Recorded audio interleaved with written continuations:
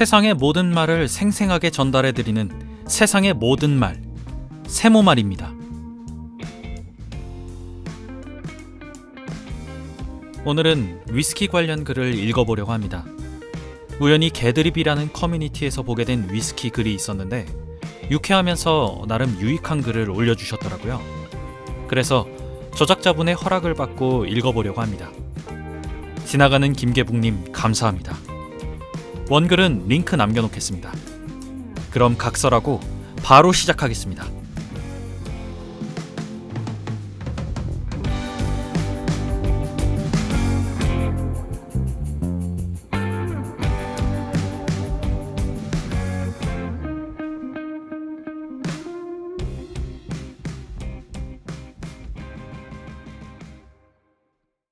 안녕 개붕장들. 오늘은 싱글 몰트 위스키 이야기를 하려고 해요. 요즘 위스키를 마시는 사람들이 많이 늘어나고 소비량이 늘어나면서 한국에도 수많은 위스키들이 들어와서 술 좋아하는 개붕이들은 행복하지만 한편으로는 시대가 씨발같이 가격만 올려가고 있어서 옛날부터 술 마시던 개붕이들은 개빡치는 나날인데요. 그래서 심심하니까 글을 써보려고 합니다. 우선 싱글 몰트 위스키가 무엇인가? 간단하게 설명하자면 싱글, 단일, 몰트, 메가는 보리로 만든 위스키라는 것이에요. 쉽게 말해서 맥주를 증류했다고 설명하는데 사실 맥주는 아니고 워시라고 하는 미술을 만들어서 증류하는데 굳이 따지자면 맥주라고 부를 수 있긴 합니다. 이렇게 증류한 원액을 오크통에 넣고 최소 3년 이상 숙성을 시켜서 나오는 게 바로 싱글 몰트 위스키라고 할 수 있는데요. 원래 위스키는 오크통에 숙성을 하는 술이 아니었습니다. 메가로 만든 술을 증류해서 마시는 보드카랑 비슷한 술이었죠. 근데 왜 오크통에 숙성을 하게 됐느냐?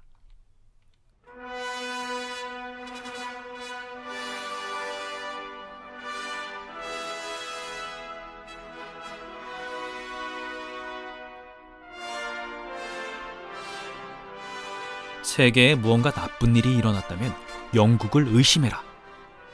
그렇습니다. 그 새끼입니다. 정확히는 영국이 아니라 잉글랜드죠.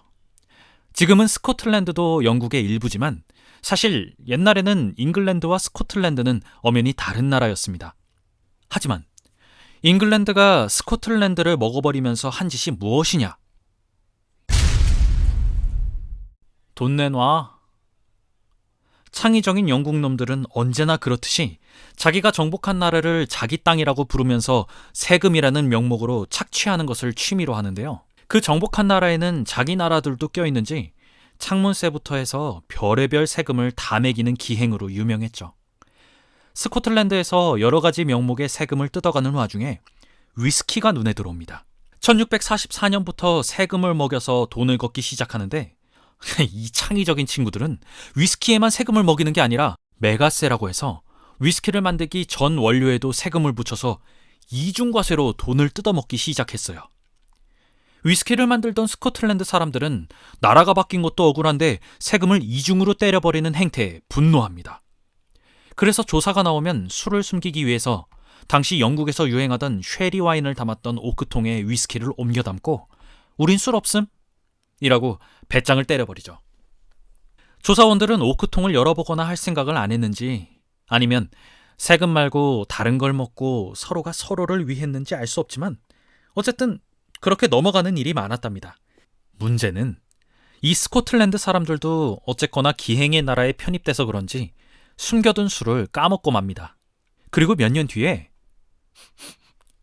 야, 어디서 술 냄새 안 나냐? 라면서 술을 숨겨뒀던 오크통을 까보니까 투명했던 술이 호박색으로 변해 있던 거죠. 여기서 보통 사람이라면 투명했던 액체가 몇 년 뒤에 색이 변했다면 마셔볼 생각을 잘 안 했을 겁니다. 물론 옆나라 프랑스는 이미 했었지만요. 하여튼 이 스코틀랜드 사람들도 어쨌거나 반은 영국인. 그들은 색이 변한 술을 마셔보고 이거 맛있는데? 라면서 팔아도 되겠다라는 생각을 합니다. 이게 본격적인 위스키의 탄생이죠. 자, 그럼 이제 본격적으로 위스키를 팔아야겠죠? 하지만 세금은 여전히 변하지 않았습니다. 비싼 데다가 잉글랜드에 주기 싫었던 스코틀랜드 사람들은 어떤 선택을 했을까요? 정정당당하게 그냥 더러워서 세금을 내고 만다? 아닙니다. 정답은 숨어서 만들자였습니다. 위스키를 만드는 데 필요한 건 곡물, 그리고 대량의 물이죠.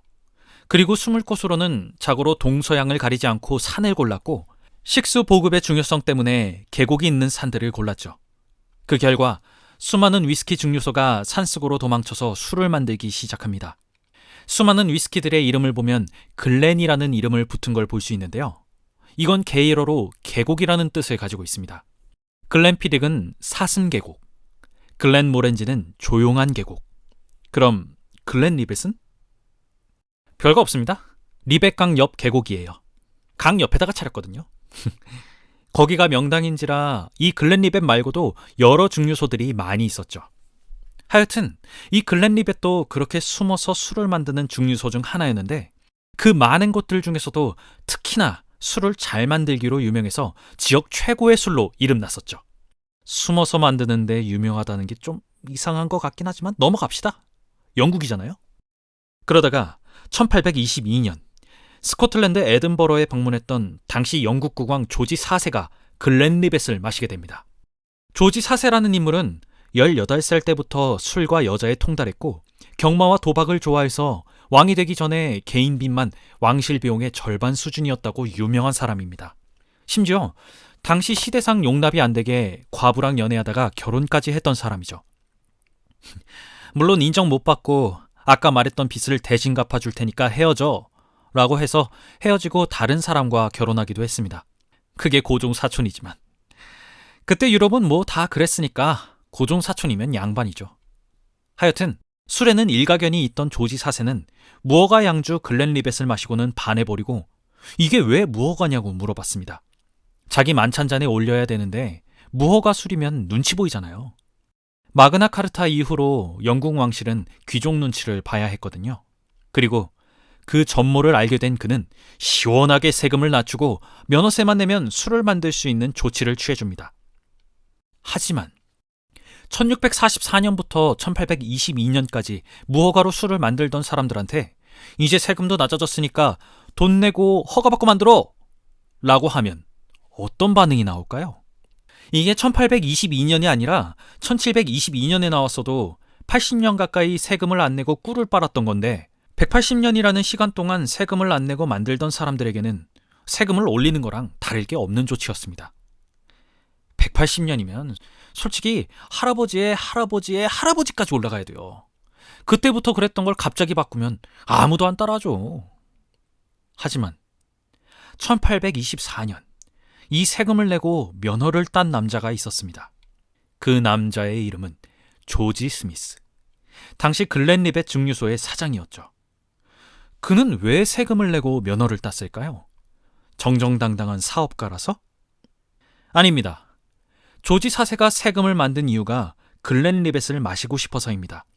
그런 상황에서 글렌리벳이 싫어. 나 세금 안 내. 불법할 거야. 하면 어떻게 될까요? 그는 뛰어난 생존 의지를 보여주고 동시에 마케팅까지 해버립니다. 조지 4세님이 마시고 반해서 세금까지 줄여준 위스키 글렌리벳. 하지만 그가 보여준 생존 의지는 동업자들에겐 배신 행위로 보였나 봅니다. 술을 마신 동업자들이 항상 조지 스미스를 죽여버릴 거다. 그는 스코틀랜드의 배신자다. 라는 등의 말을 하고 다녔고, 생존 의지가 강했던 우리 조지 스미스 씨는 권총 한 자루를 사서 자나 깨나 술 마시나 밥을 먹으나 품속에서 권총을 지니고 다녔다고 하죠. 그리고 이런 일화까지 합쳐지면서 이게 대박이 나죠. 원래 남들이 같다고 생각하는 건 보통 대박의 증거거든요. 예나 지금이나 대박의 증거는 짝퉁의 양산입니다. 한 제품이 히트를 치면 그 모방 제품이 나오는 건 21세기에도 그런데 저 시기에는 어땠을까요? 아까도 말했지만 글렌리벳이 있던 계곡은 증류소 차리기의 명당이었습니다. 당연히 여러 증류소들이 있었고, 이 증류소들은 당당하게 자기도 그 계곡에 있으니까 글렌리벳이다 라면서 브랜드에 글렌리벳을 붙여서 팝니다. 토민톨, 아벨라워 등등 지금 들으면 알만한 증류소들도 이 짝퉁에 포함이 되어 있었죠. 결국 빡친 조지 스미스 씨의 후손은 재판까지 하게 되고 그 결과 오리지널 글렌리벳에만 정관사 더를 붙이도록 하라는 판결이 나오고 1884년부터 진짜 글렌리벳은 더 글렌리벳이라는 이름으로 내려오게 됩니다. 사실 더 글렌리벳은 한국에서는 묘하게 인기가 많지는 않습니다. 지명도에서는 맥켈란에게 밀리고 판매량에는 글렌피딕한테 따였죠.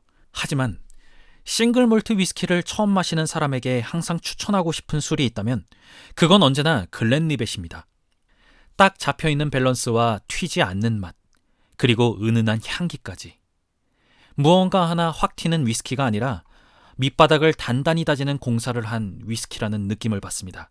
전통이 있는 회사인 덕분에 생산량도 많아서 쉽게 떨어지는 일도 없고요. 그리고 특히나 지금이 아니라 옛날 1960에서 80년대에 나왔던 글렌리벳은 위스키를 좋아하는 사람이라면 한 번쯤 맛보기를 권하여 드리며 글을 마무리합니다.